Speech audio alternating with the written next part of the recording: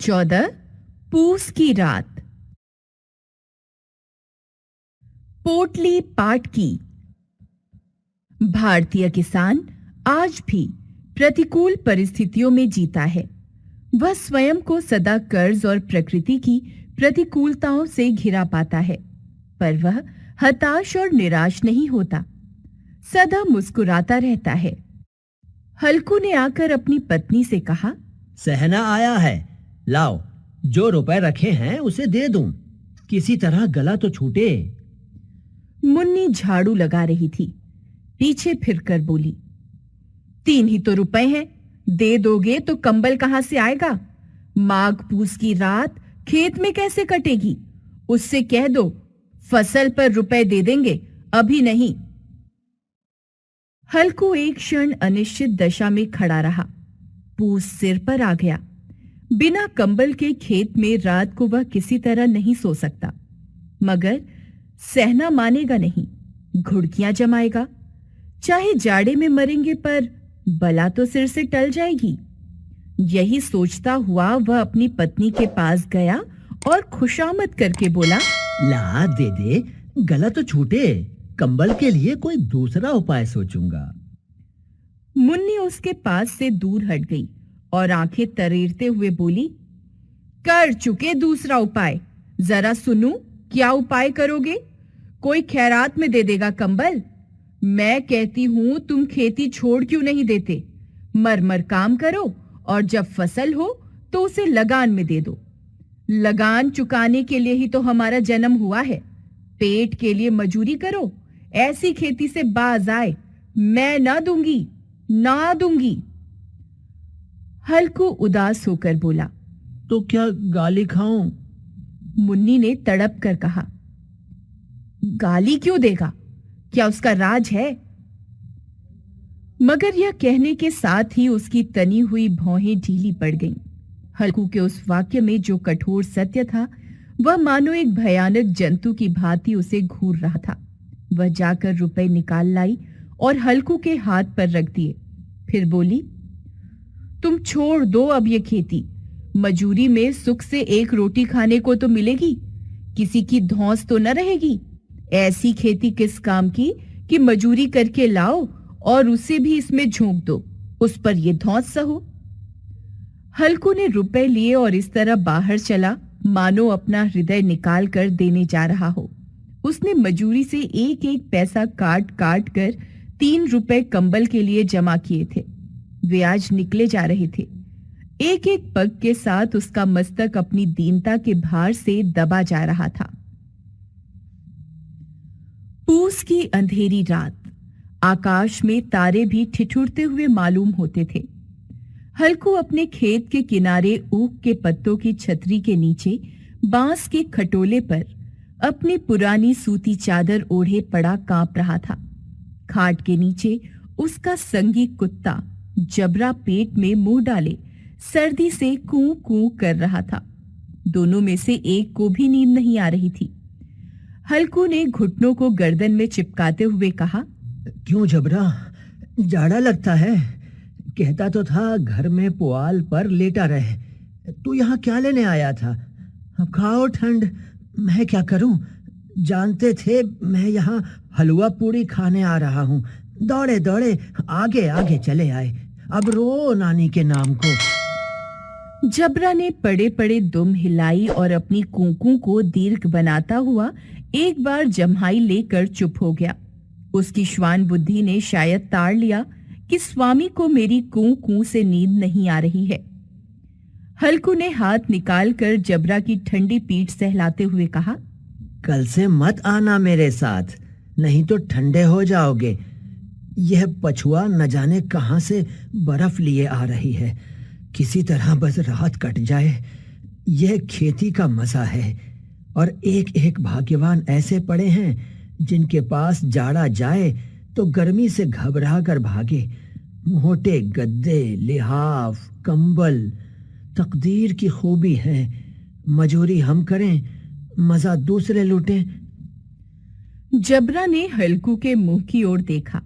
हल्कू, आज और जाड़ा खा ले, कल से यहाँ मैं पुआल बिछा दूंगा, उसी में घुसकर बैठना, तब जाड़ा न लगेगा। जबरा ने अपने पंजे उसके घुटनियों पर रख दिए और उसके मुंह के पास अपना मुंह ले गया। हल्कू को उसकी सांस गर्म लगी। हल्कू निश्चय करके लेटा कि चाहे कुछ भी हो, अब सो जाऊंगा।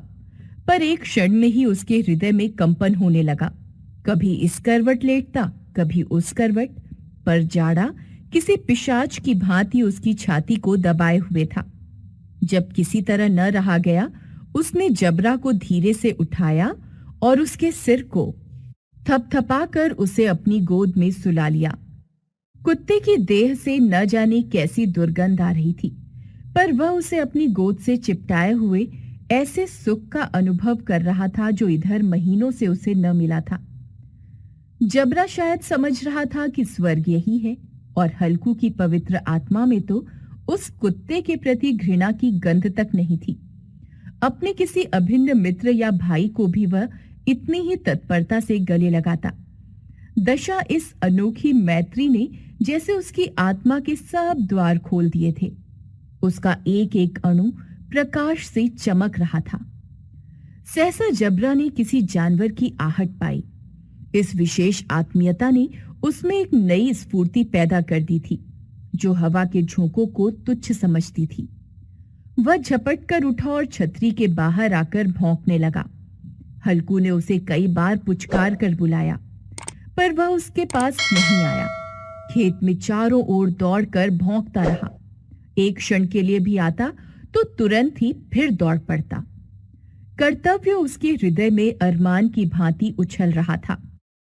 अपने शीत को हवा से धधकाना शुरू कर दिया। हल्कू उठ बैठा और दोनों घुटनों को छाती से मिलाकर सिर को उसमें छिपा लिया। फिर भी ठंड कम न हुई। ऐसा जान पड़ता था सारा रक्त जम गया है और धमनियों में रक्त की जगह हिम बह रहा है। उसने झुककर आकाश की ओर देखा कि अभी कितनी रात बाकी है। सप्तर्षि अभी आकाश में आधे भी नहीं चढ़े। ऊपर आ जाएंगे तब कहीं सवेरा होगा। अभी पहर भर से ऊपर रात है। हल्कू के खेत से कुछ दूर आमों का बाग था। पतझड़ शुरू हो गया था। बाग में पत्तियों का ढेर लगा हुआ था। हल्कू ने सोचा, चलकर पत्तियां बटोरूं और उन्हें जलाकर खूब तापूं। रात को कोई मुझे पत्तियां बटोरते देखे तो समझे कोई भूत है। कौन जाने कोई जानवर ही छिपा बैठा हो। मगर अब जाड़े में भी तो बैठे नहीं रहा जाता। उसने पास के अरहर के खेत में जाकर कई पौधे उखाड़ लिए और उनसे एक झाड़ू बनाकर हाथ में सुलगता हुआ उपला लिए बगीचे की तरफ चला। जबरा ने उसे आते देखा तो पास आया और दुम हिलाने लगा। हल्कू ने कहा, अब तो नहीं रहा जाता जबरू, चलो बगीचे में पत्तियां बटोर कर तापें, अभी तो रात बहुत है। जबरा ने कूं कूं करके सहमति प्रकट की और आगे आगे बगीचे की ओर चला। बगीचे में घुप अंधेरा छाया हुआ था और उस अंधकार में निर्दय पवन पत्तियों को कुचलता हुआ चला आता था। वृक्षों से ओस की बूंदें टप टप नीचे टपक रही थीं। हल्कू ने आग जमीन पर रख दी और पत्तियां बटोरने लगा। जरा देर में पत्तियों का ढेर लग गया। हाथ ठिठुरे जाते थे, नंगे पांव गले जाते थे और वह पत्तियों का पहाड़ खड़ा कर रहा था। थोड़ी देर में अलाव जल उठा। उसकी लौ ऊपर वाले वृक्ष की पत्तियों को छू छू कर भागने लगी। हल्कू अलाव के सामने बैठा ताप रहा था। उसने दोनों पांव फैला दिए, मानो ठंड को ललकार रहा हो। तेरे जी में जो आए सो कर। ठंड की असीम शक्ति पर विजय पाकर वह विजय गर्व को हृदय में छिपा न सकता था। उसने जबरा से कहा, क्यों जब्बर, अब तो ठंड नहीं लग रही है? जब्बर ने कूं कूं करके मानो कहा, अब क्या ठंड लगती ही रहेगी। पहले से यह उपाय न सूझा, नहीं तो इतनी ठंड क्यों खाते। जबरा ने पूंछ हिलाई। पत्तियां जल चुकी थीं। बगीचे में फिर अंधेरा छा गया था। राख के नीचे कुछ कुछ आग शेष थी, जो हवा का झोंका आ जाने पर जरा जाग उठती थी। पर एक क्षण में फिर आंखें बंद कर लेती थी। हल्कू ने फिर चादर ओढ़ ली और गरम राख के पास बैठा हुआ एक गीत गुनगुनाने लगा। उसके बदन में गर्मी आ गई थी, पर ज्यों-ज्यों शीत बढ़ता जाता था, उसे आलस्य दबाए लेता था। जबरा जोर से भौंक कर खेत की ओर भागा। हल्कू को ऐसा मालूम हुआ कि जानवरों का एक झुंड उसके खेत में घुस आया है।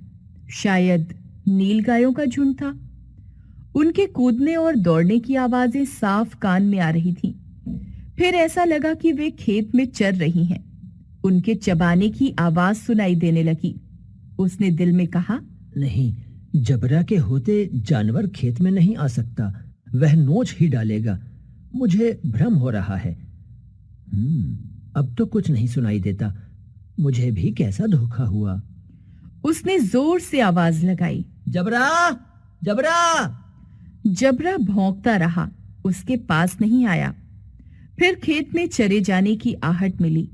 अब वह अपने को धोखा न दे सका। उसे अपनी जगह से हिलना भी जहर लग रहा था। इस जाड़े पाले में खेत में जाना, जानवरों के पीछे दौड़ना असूझ जान पड़ा। वह अपनी जगह से नहीं हिला। उसने जोर से आवाज लगाई, लिहो, लिहो, लिहो। जबरा फिर भौंक उठा। जानवर खेत चर रहे थे। फसल तैयार थी। कैसी अच्छी खेती थी, पर दुष्ट जानवर उसका सर्वनाश किए जा रहे थे। हल्कू पक्का